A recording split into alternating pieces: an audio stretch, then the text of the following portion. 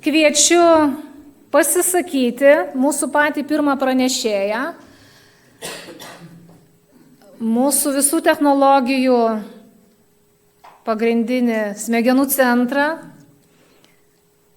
IT specialistą, kuris savo pranešimu papasakos mums apie tai, kaipgi mums sekasi apsaugoti savo duomenis. Tai nebus labai rimtas pranešimas, bet tai bus labai tikslus, aukštos kvalifikacijos specialisto pranešimas. Įsiklausykime į jo kiekvieną žodį. Kviečiame Tautvaldą. Prašau, Tautvaldai.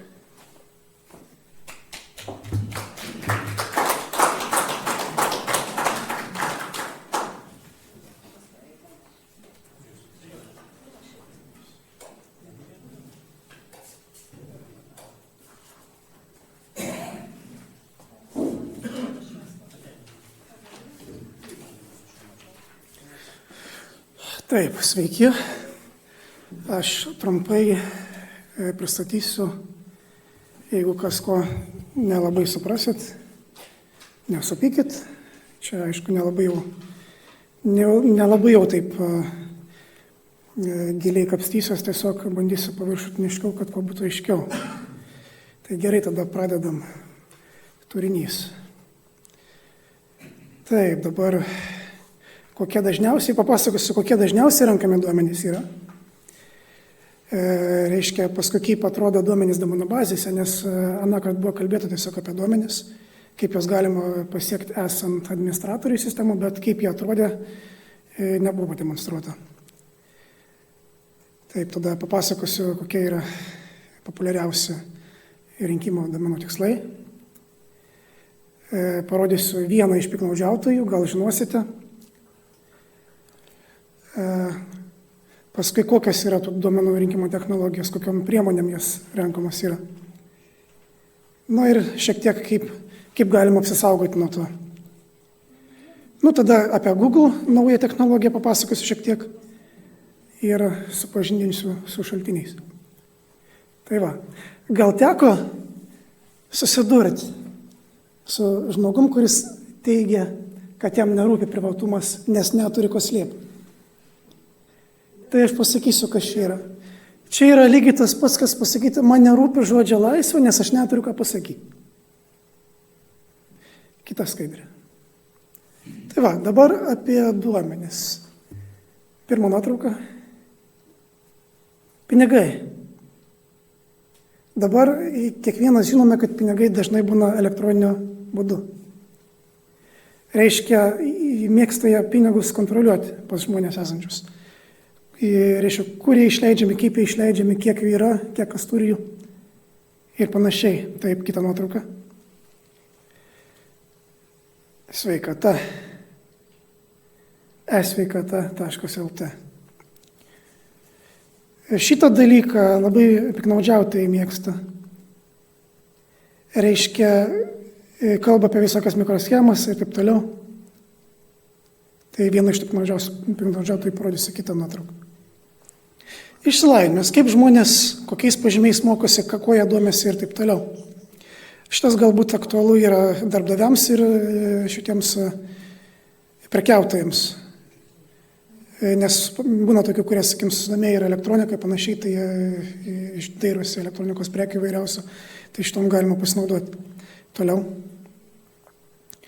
Tai va, mūsų prekės. Kai mes nueinam į parduotuvės, atsiskaitom, ar prieš atsiskaitimą tas korteles paduodam. Jeigu mes grinai atsiskaitom, jie vis tiek renka duomenis, ką mes perkam per tas kortelių programas visokias. Nebereikalai yra skatinama nuolaidomis visokiausiamis, nes duomenys tai yra paimami. Toliau. Va čia, per toli. Va čia tai yra vienas iš labiausiai renkamų duomenų. Tai naršymo istorija. Ką mes naršom viską, ypač Google'as labai mėgsta, nes pagal naršymo istoriją galima sustatyti, ko mes duomenėmės, ką mes perkame ir panašiai elektroninėse parduotuvėse.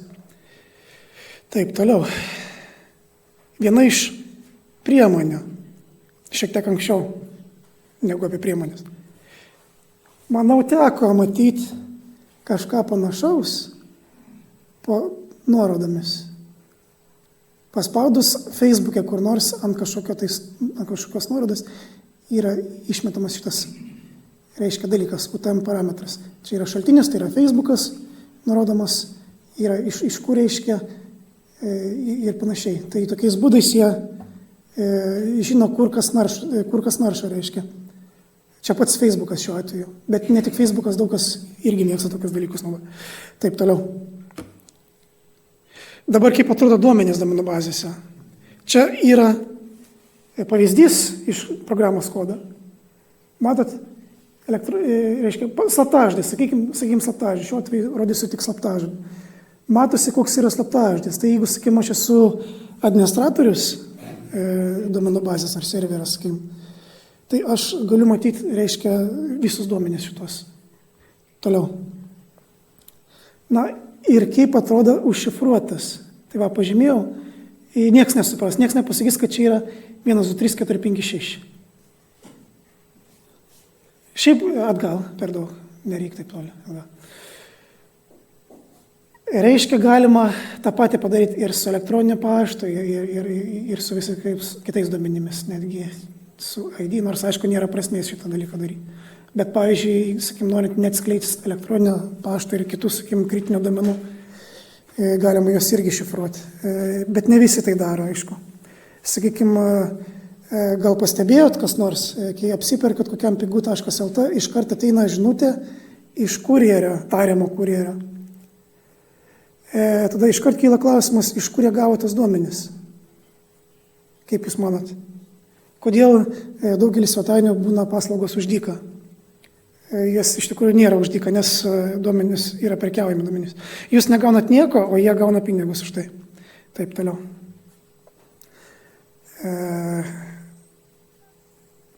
Tikslai. Aferos. Aferistai labai mėgsta įrinkti duomenys tokius kaip elektroninio pašto adresai, telefono numeriai ir panašiai. Tokiu tikslu.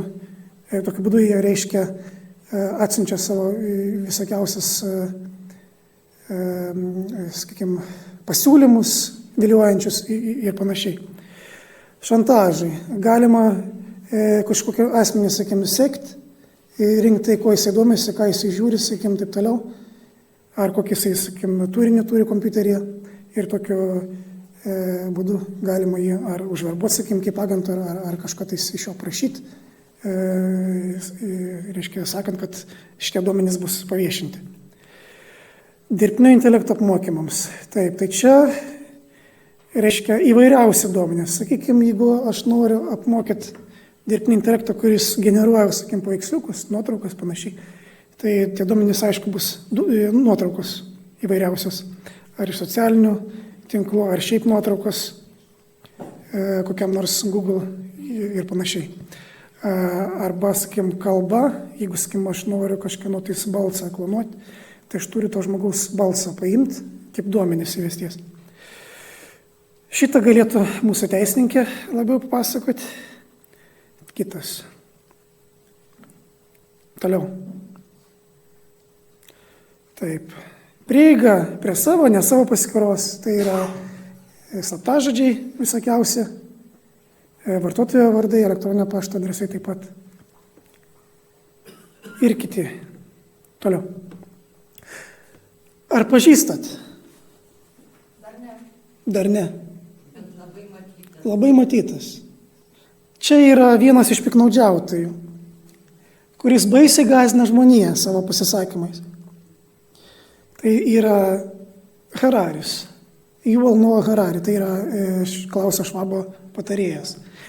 Aš pasakyčiau, kad jisai, atsiprašant, visiškas beprotis yra ir jis tikrai nieko neišmano iš tikrųjų. Kalba, belti kalbėti. Taip, toliau, įdomus dalykas.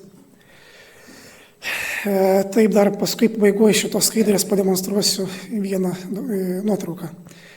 Taip, įsilaužimais į duomenų bazę galima duomenys iškrapštyti, jeigu yra šifruoti ar nešifruoti. Jeigu yra šifruoti, tai jau yra sudėtingiau einama prie kito žingsnio. Tai yra interneto paketo analizė su visokiausiais įrankiais, kaip Wireshark ir panašiai. Aišku, ten bus dažniausiai šifruoti duomenys, bet vis tiek duomenys galima paimti. Reikia tik tais gauti raktą dešifravimo ir to pačiu įrankiu galima netgi tos duomenys pamatyti, kurie keliauja internetu. Socialinė inžinierija, tai reiškia kažkam prisiskambinus ar laišką parašęs elektroninį, galima išprašyti duomenis. Dažniausiai aferistai visokiausi taiko šitą taktiką. Taip, visokie virusai, tai yra kompiuterinės programos, kurios dauginasi savaime, kopijas pasidaro ir internetu per kompiuterius pasidaugina. Tai yra visokias medžiagų rinkimo programos gali būti irgi viruso pavidalo. Keylogeriai. Šitas buvo skandalas Windows'ų, mūsų mėgstamiausias operacinės sistemos, kai kiekvieną klaviatūros paspaudimą registruoja. Tai nežinau dabar, nesidomėjau, bet greičiausiai išėmė tą dalyką, kadangi buvo atskleista. RATS. Angliškai išvertos pažodžiai būtų žiurkės, bet iš tikrųjų tai yra paraidžiui. Remote Access Tools, tai reiškia nuotolinės prieigos įrankiai.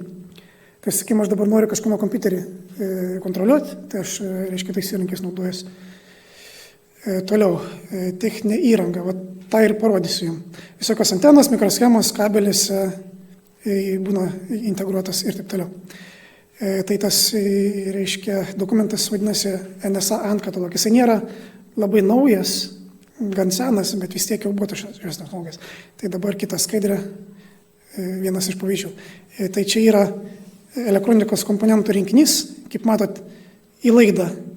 Čia kaip pas mus projektoriaus yra vaizdo kabelis, tai į jo vidų galima integruoti, reiškia, va tokį prietaisiuką ir užtenka tik radarą nukreipti ir jisai raudono signalo, būtent raudoną, nežinau kodėl, čia taip parašyta yra, siunčia atgal ir pagal jį galima nustatyti, koks yra vaizdas rodomas kompiuterį. Bet čia jau yra labiau į nusitaikytus asmenys, tai čia valdžios reikalas labiau būtent toliau. Dabar šiek tiek patarimų, kaip apsisaugoti. Tai va, vengti naudoti populiariausias nuosavybės teisę turinčias bei mažai kainuojančias pigias, ar apskritai nebūtinai mažai kainuojančias operacinės sistemas. Tai ką mes naudojam dažniausiai? Windows'us. Windows'ai tiek privatumui, tiek anonimiškumui yra tiesiog katastrofa iš tikrųjų.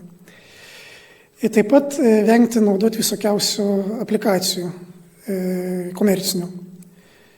Vienas dalykas, kodėl, nes mes negalime jų patikrinti, kadangi kodas yra uždaras ir turi nuosavybės teisę. Taip. Šitas programas galima pakeisti kitas, naudoti kitas. Yra įvairiausių, nuostabiausių tiesiog programų ir operacinių sistemų, kurias galime paprastai naudoti. Vienas iš pavyzdžių tai yra GNU Linux distribucijos. Tarp kitko dabar pas mumis kompiuteriai yra būtent su šia operacinė sistema. Viena iš šių operacinių sistemų.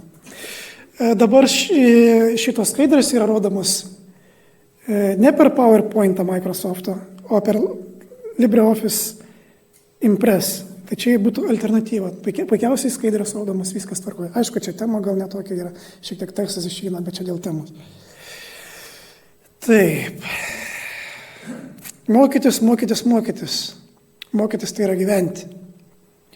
Nesakau, kad viskas yra iškart tiesiog pasiekima, bet šiek tiek pasimokus tikrai galima suprasti. Taip, dar vienas būdas. Neatidarinėti neaiškių nuorodų, elektroninių laiškų. Nes elektroniniuose laiškuose būna integruotos nuorodos paveikslinių pavidalų. Reiškia, to paveikslio nesimato iš tikrųjų, nes jisai tiesiog kaip paveikslėlis yra įkeltas, bet padarytas toks mažas kaip taškas, kai jo nesimato. Ir atsidarius tą laišką automatiškai, tą nuorodą tiesiog tarsi pasispaudžia, vartotojui nežinant. Tarp kitko, nežinau tiksliai, bet girdėjau, kad šitą dalyką naudoja ir VMI, man atrodo, kad sužinotų, ar vartotojai atidaro ir perskaito jų laiškus. Taip, toliau. O, Google. Tas mūsų Google'as. Taip, čia iš 2022 metų medžiagos buvo pranešimas, reiškia, kad Google Chrome naršyklė atsisakys trečiųjų šalių slapukų. Šito dar nepatikrinau, ar jau atsisakė ar ne, bet buvo toks pranešimas.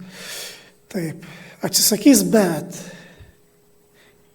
jie kaip visada sugalvoja kažkam tais alternatyvą. Taip, čia yra toks įrankis FLOC, programa galbūt labiau. Federated Learning of Cohorts. Tai yra dirbtinio intelekto pagrindų veikianti šnipinėjimo sistema, aišku. Šios sistemos pagalba kompanijos gali apie vartotojus sužinoti kur kas daugiau negu naudojant trečiųjų šalių slapukus. Nes įsivaizduoju, kad kiekvienas apsilankimas kiekvienoje svetainėje yra kaupiamas vienam įrankyje šiuo metu, neatskiruose slapukuose. Apsilankius, sakykime, kokiam skelbime darbo, kuriam darbdavys pateikė kažkokiai svetainiai, darbdavys gali sužinoti būtent visą tą naršymo istoriją, visą medžiagą surinktą šios programą. O apsilankius darbdavio svetainėje mes dažniausiai atskleidžiam savo tapatybę, tai yra vardą, pavardę pasirašom, kadangi savo CV siunčiam ir panašiai. Tai šiuo atveju pagavus galima iškart sugauti žmogaus tapatybę ir priskirti prie šitos programos, sudarant profilį CBDC. Taip, toliau. Žiūrim. Ne, atgal. Atgal, taip. Tarp kitko, Google'as testuoja šią programą visiškai nepranešęs vartotojams.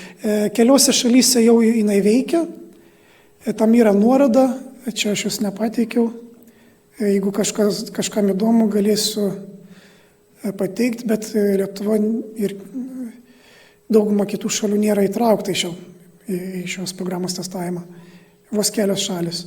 Ir iki 5% vartotojų, man atrodo, tai buvo pareikšta. Taip, toliau.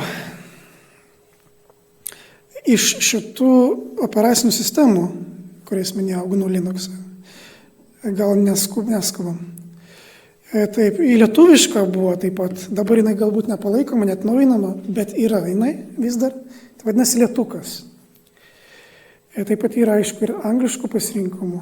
Debian, tarp kitko, yra viena iš saugiausių, jinai labai gerą darbą atlieka ties privatumo, reiškia ir anonimiškumu.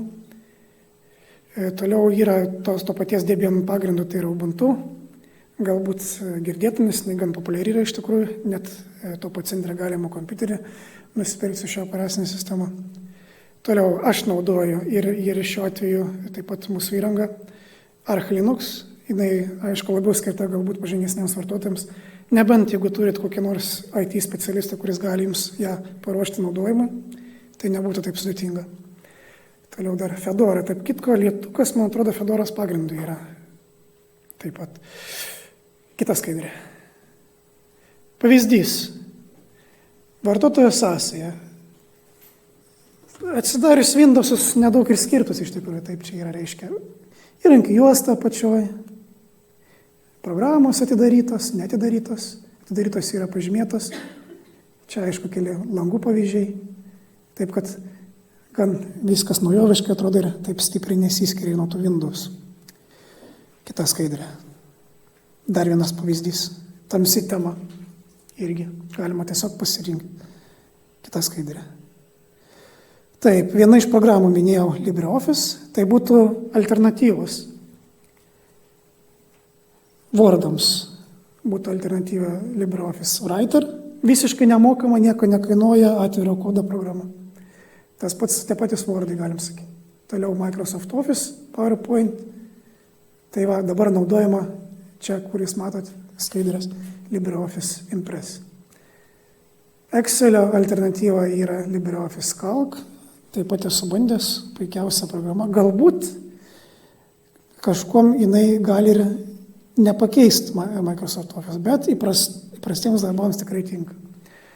Taip pat yra įvairiausių kitų programų, pavyzdžiui, sakykime, vaizdo produkcijai, montavimui. Aš naudoju pats asmeniškai yra Kadanlive. Yra ir nemokamų, sakykime, Blackmagic Design kompanijos, tai yra DaVinci Resolve, bet jinai turi šiokių tokių problemų su palaikymo vaizdo įrašu, kadangi nemokama, nieks nenori nemokamai visko dalinti. Bet ne taip ateina ir ant Linuxo ir panašiai. Yra 3D modeliavimo įvairiausių programų, tiek Blender 3D, visokiausių filmukų galima kurti, animacinių ir taip toliau. Ir taip toliau. Galima, prašom.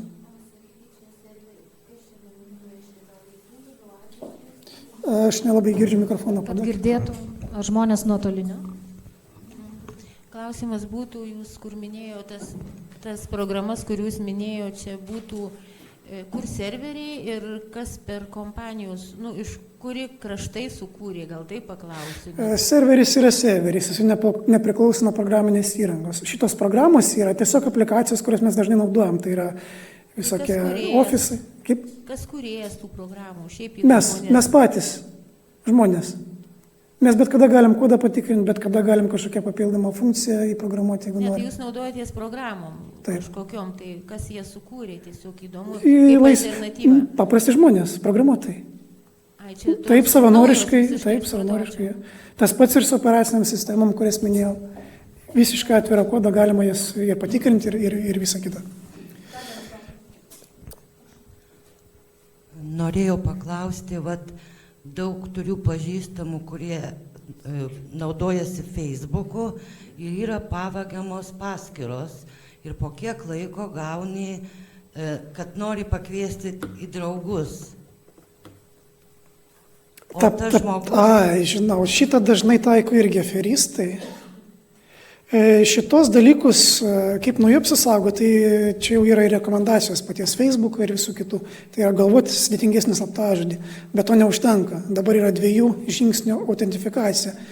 Tai yra galima savo telefono numerį pridėti arba autentifikavimo programą specialią, kaip būna Authenticators, vadinasi visokios ten. Google turi savo Authenticatorį, Microsoftas taip pat yra ir atviro kodo autentifikatorių. Atstatyti čia jau labai sudėtinga, nebent jums reikėtų įrodyti pačiam Facebooko darbuotojams, kad tai yra jūsų paskyra ir paprašyti, kad ją užblokuotų kažkaip ir leistų slaptažodį pakeisti. Ir tada prie to pačio dar būtų papildomai. Bet pagrindžia čia per Facebooką. Taip. Žiūri kelionės ar pirkinius kokius ir tu tik tai, kad pažiūrėjai ir tu pradedi gauti tuos visus pasiūlymus. Taip. Ir iš karto daug ateina. Čia šitie slapukai, taip vadinami, jie vis dar yra iš tikrųjų naudojami. Nežinau, kodėl sako, kad jie jo atsisako ir kad tos naršyklės atsisakė, bet aš nežinau, gal pačios naršyklės atsisakė, bet svetainėse galbūt jie naudojami dar, kažkaip palaikoma yra. Tai būtent šie slapukai, tai yra nedidelė kodo dalis, labai nedidelė. Jie renka informaciją apie naršymo istoriją, apie vietovę, apie, sakykim, kompiuterį adresą, duomenis apie kompiuterį patį. Aišku, viską iš kompiuterio neiškrapštys, būtent tik tas, kas yra prieinama. Bet vis tiek privatumai tai yra gan didelė grėsmė iš tikrųjų. Taip.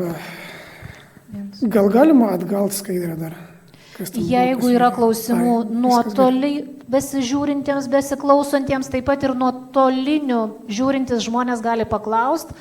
Laima paadministruos, gal yra pakeltų rankų. Ačiū. Tuo tarpu dar paminėsiu, reiškia, dabar dažniausiai naudojamės telefonais visokiais. Tai būna ir telefonuose įvairiausias programos, netgi, sakykime, ir atviro kodo programos. Reikia dažniausiai žiūrėti, ką siunčiam. Nes būna, sakykime, programa, kad ir atrodo, jinai legitimi programa yra, viskas tvarkoj, bet kadangi jinai atviro kodo yra, jie nesunku pamodifikuoti. Sakykime, aš dabar esu koks nors, sakykime, ar trolis, ar šiaip noriu pasišaipyti iš kono, ar kažkoks aferistas. Tai aš į programą, sakykime, įkeliu funkciją, kuri man siunčia duomenis. Tai tokiu atveju, norint apsisaugoti, programų svetainėse būna šitas šifravimo kodas. Gal galima antrą ir trečią skaidrę kažkaip tais atsukti.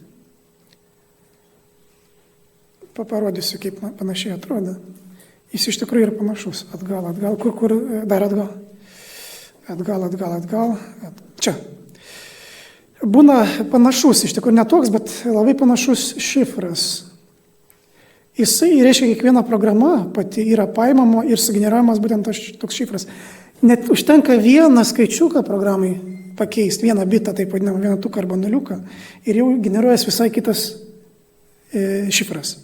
Tai su šito šifru galima patikrinti, ar ta programa yra autentiška.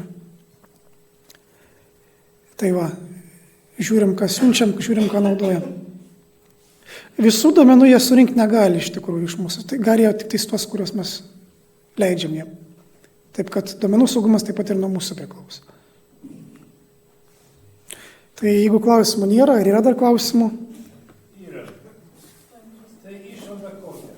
Viską išjungti? Ne, baikit. Galima, niekas nedraudžia, galima. Nes taip, pagal paprastai šnekant, neįt prie kompiuterio ir nejungti telefoną. Ne, tiesiog žiūrėt, ką naudojam, pirmiausia ir kaip naudojam. Supranti, kas yra? Tu tai supranti. Tai aš ir jums pasakiau, mokytis ir dar kitą mokytis, reikia mokytis. Ieškokit draugų, pažįstamų, kurie supranta ir pamoko. Galima, tarp kitko, naudotis tą pačiu Google. Galima ir kitom, aišku, paieškų sistemą naudotis. Paieškų sistemas, galima rusiškai YouTube žiūrėti. Galima viską. Galima lietuviškai, galima angliškai. Suprantat, kas yra? Tu man išaiškini dabar pusę valandos šneki ir aš nieko nesupratau. Tai nuo to reikia pradėti pačiam nuo žingsnio. Tai va, mano pirmas žingsnis bus, pareisiu namo ir išjungsiu kompiuterį, kad mane kas nors nepagautų.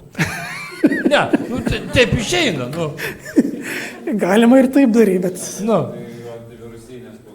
Antivirusinio aš asmeniškai nenaudoju, nes tos antivirusinės labai nesunkiai yra apeinamas. Aišku, nuo šitų taip vadinamų skriptvaikių gal ir jie neapeis, nuo jų gal ir apsaugo kažkiek, bet nuo rimtesnių hakerių, kurie analizuoja kodą ir netgi žemiausiam lygmenyje įlenda, tai nuo tokių jokios antivirusinės neapsaugos. Jeigu jie norės, bet kokiu atveju jie prisikas. Taip, kad kiekviena operacinė sistema, jinai turi savo tam tikrą apsaugą, yra visokie ten, kaip čia pasakyti, prieinamumai hakerių klaidų, ne klaidos, bet nesaugios galinės durys vadinamos, reiškia. Arba pažeidžiamumas, vulnerability angliškai. Tai šitie dalykai yra skelbiami internete, yra įvairiausios svetainės, kuriuose galima juos patyrinėti. Ir atradus aptikus kažkokį tais pažeidžiamumą, reiškia apsaugos mokslininkai, šitie kaip jau kibernetinio saugumo ekspertai, jie stengiasi ištaisyti kuo greičiau, reiškia, šias klaidas. Ir tokiu atveju reikia dažnai atnaujinimus daryti operacinei sistemai. Tai taip. Prašau. Labai daug nesuprantamų žodžių. Tai gal jau galima pranešimą į pabaigą. Ir dar kitų nesuprantamų žodžių išgirsime po pietų. Gerai, jeigu kažkam neaišku, kas nežinot, nuo ko pradėti, kreipkitės. Galėsiu parekomenduoti kažkokių šaltinių, nuo ko pradėti, kaip mokintis ir panašiai. Tai nėra kažkoks kosmosas iš tikrųjų, galima pasiekti. Sunkiausia būna pačios pirmos 4 dienas, visur. Net ir man, sakykime, kaip ekspertui, sakykime, noriu išmokti kažkokią tais programavimo kalbą naują. Ir aš žiūriu ir nieko nesuprantu, niekaip man taip sunku, atrodo, kad niekada neišmoksiu. Bet išmokus pirmas 4 eilutes parašyti, dažniausiai užtrunka kokią savaitę, 2. Tada jau darosi aiškiau, žymiai aiškiau ir paprasčiau viskas. Taip kad sunkiausia yra pirmieji žingsniai.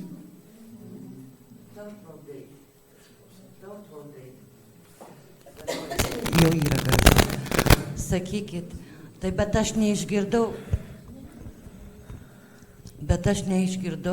kaip apsisaugot paskyras, kaip apsaugoti. Tai tada jau, jeigu jūs nesupratot, ką aš sakiau, tada kreipkitės į mane, aš jums paaiškinsiu asmeniškai. Nes reikia įeiti pačią svetainę, ten telefoną pridėti arba programą atsisiųsti specialią autentifikavimą.